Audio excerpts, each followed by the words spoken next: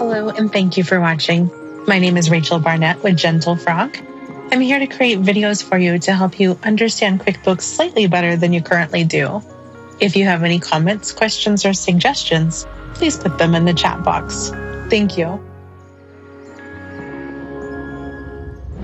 Hello and welcome.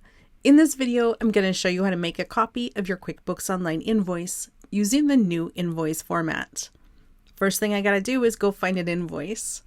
I'm going to go to Plus New in the upper left-hand corner and then go down to Invoice. Instead of creating an invoice from scratch, I'm just going to grab an old one.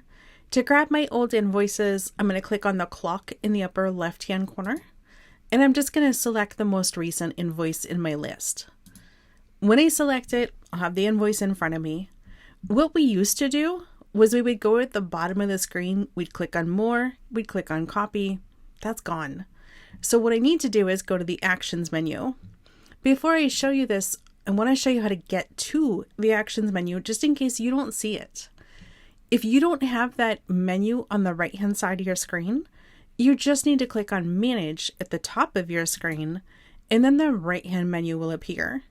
To copy your invoice, you'll click on the little tiny drop-down that says Actions, and then you'll say Make a Copy. This, for the record, is invoice 1014 for $3 paid in full.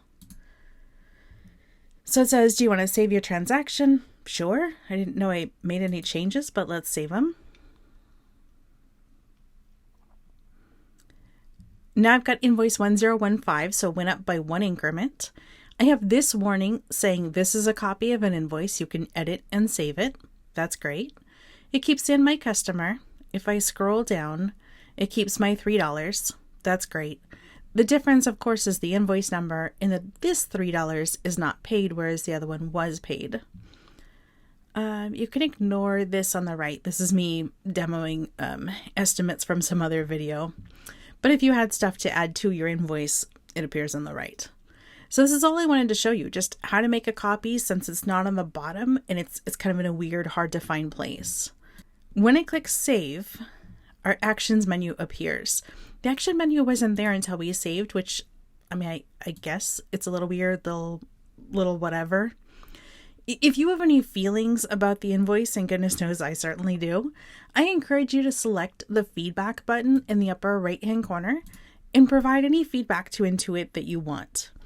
I think it's important that they hear from all of their customers, not just me. If you have any ideas for future videos, leave them in the comments below.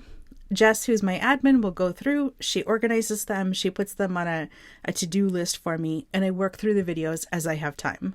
Thanks, and have a great day.